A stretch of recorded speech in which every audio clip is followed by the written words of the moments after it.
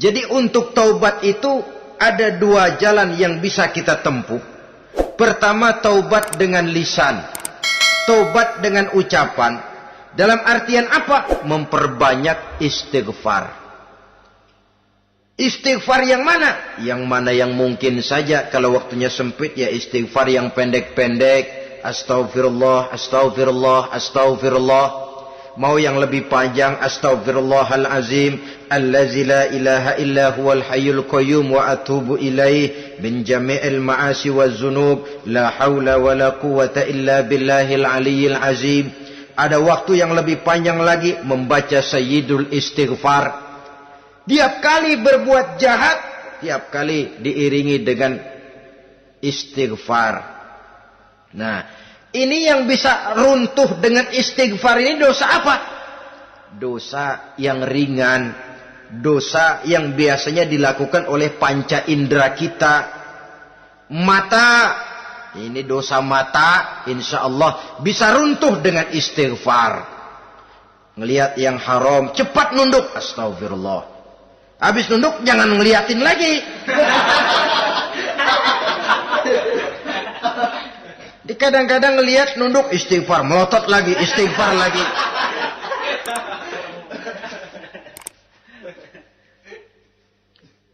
Saudara hadirin yang saya muliakan, kata Imam Ali, nazratul ula laka wasaniyatu alaika. Ini dalam menjaga mata.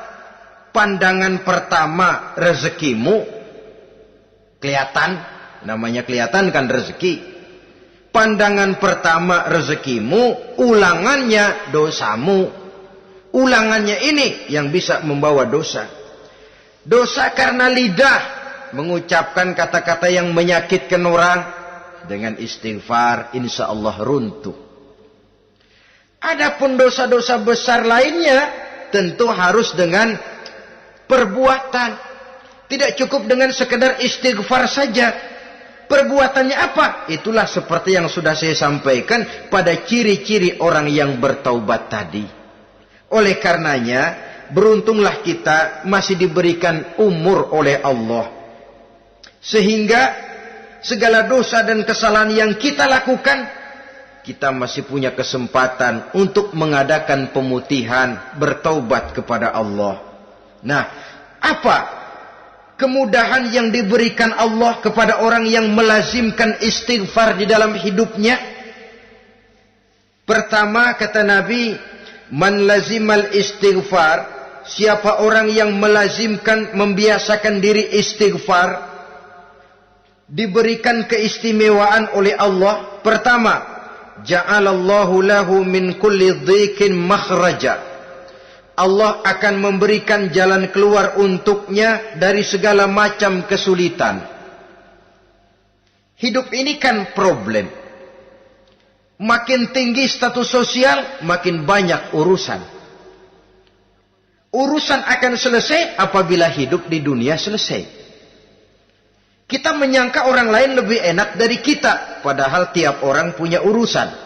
Yang namanya enak barangkali persis seperti pelangi biang lala itu. Tidak pernah di atas kepala kita, di atas kepala orang lain saja. Begitu kita memandang keenakan dalam hidup ini. Petani bilang pedagang enak, pedagang bilang petani enak. Tapi begitulah keenakan itu.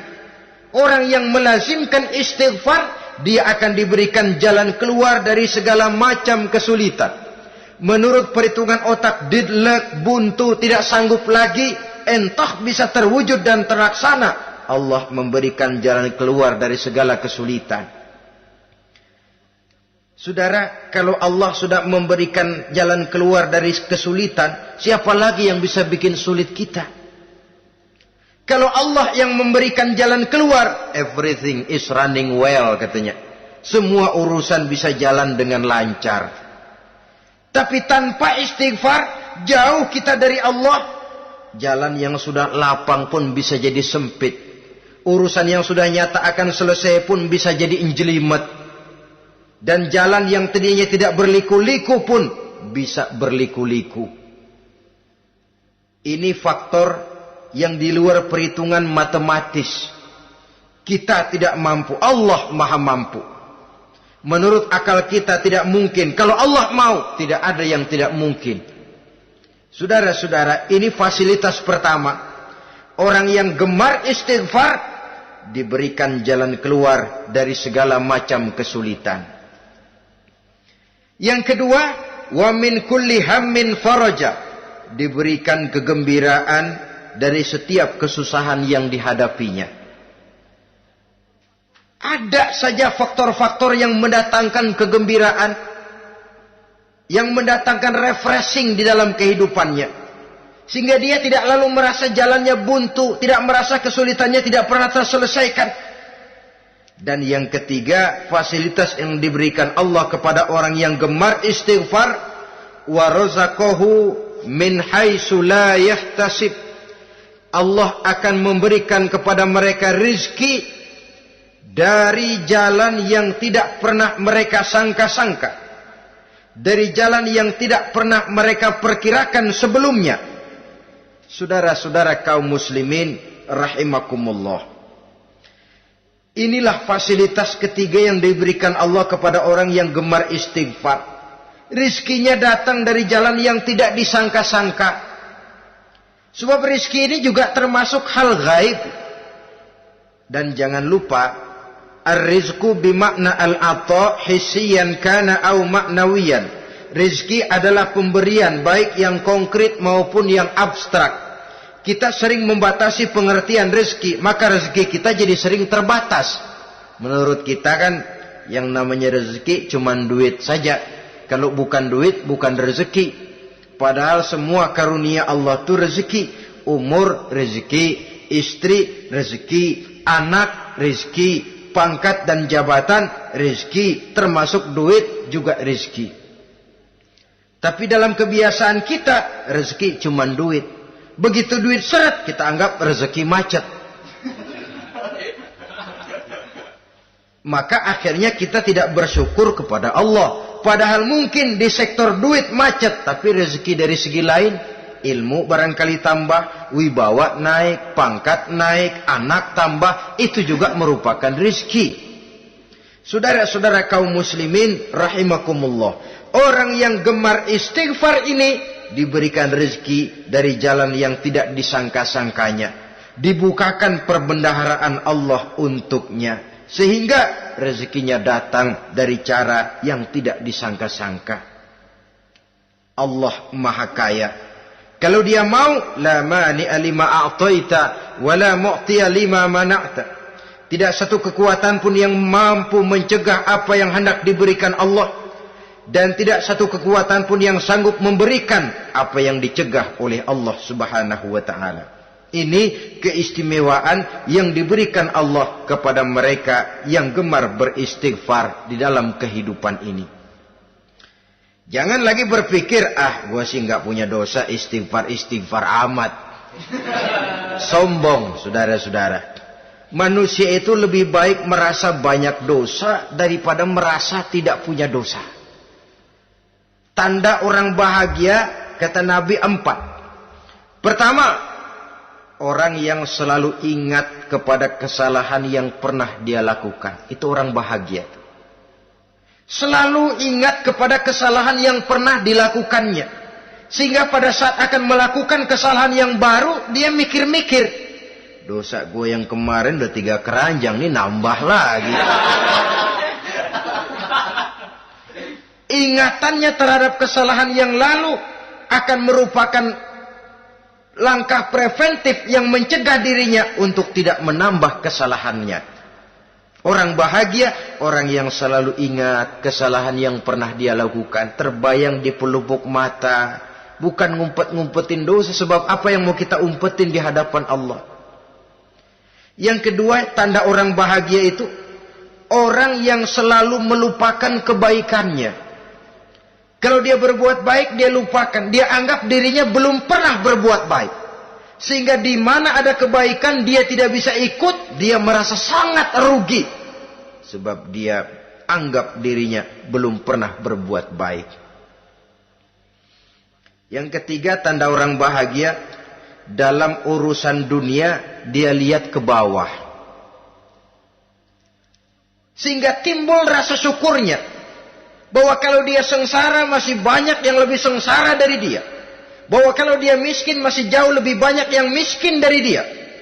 Bahwa kalau dia menemui kesulitan masih banyak yang jauh lebih sulit dari dia. Dengan cara itu jiwanya akan lapang, hidupnya akan tenang, dan dia tidak pernah ingkar kepada nikmat yang diberikan Allah. Sebaliknya yang keempat, tanda orang bahagia itu dalam urusan akhirat dia lihat ke atas. Dunia lihat yang bawah, akhirat lihat yang atas. Kalau dia bisa sholat, kenapa saya tidak? Kalau dia sanggup puasa, kenapa saya tidak? Kalau dia bisa baca Quran, kenapa saya tidak? Timbul panas, nyontoh ibadah mendatangkan kebahagiaan. Rakus ibadah malah dianjurkan, rakus dunia malah tercela. Nah, lawanannya orang celaka, saudara-saudara. Orang celaka juga tandanya 4 lawanan yang tadi itu. Pertama, orang yang selalu melupakan kesalahannya. Kalau berbuat dosa lupa, sok bersih. Alah, dosa gue mah dikit. Saudara hadirin yang saya muliakan, orang yang selalu melupakan kesalahan, menganggap dirinya bersih, akhirnya kalau ingin berbuat dosa nggak mikir-mikir. Tidak ada lagi yang ditimbang-timbang. Selanjutnya, yang kedua, orang celaka itu orang yang selalu mengingat kebaikannya. Akhirnya apa? Timbul sifat nepuk dada, membanggakan jasa. Lahirlah pahlawan-pahlawan kesiangan. Selalu membanggakan diri, nepuk dada. Kalau enggak saya, kalau enggak saya. Itu masjid, kalau enggak saya. Itu pesantren, kalau enggak saya. Itu umat, kalau enggak saya. Kalau enggak saya. Memangnya kalau enggak sampean kenapa? Orang yang celaka adalah orang yang selalu menghitung-hitung kebaikan yang pernah dikerjakannya. Keikhlasannya kurang, makin dia hitung, makin kurang nilai pahalanya. Makanya kalau berbuat baik, ya anggap saja buang sampah, gak usah ditengok-tengok, gak usah diingat-ingat, dan gak usah mengharap orang yang kita tempat berbuat baik akan membalas kebaikan.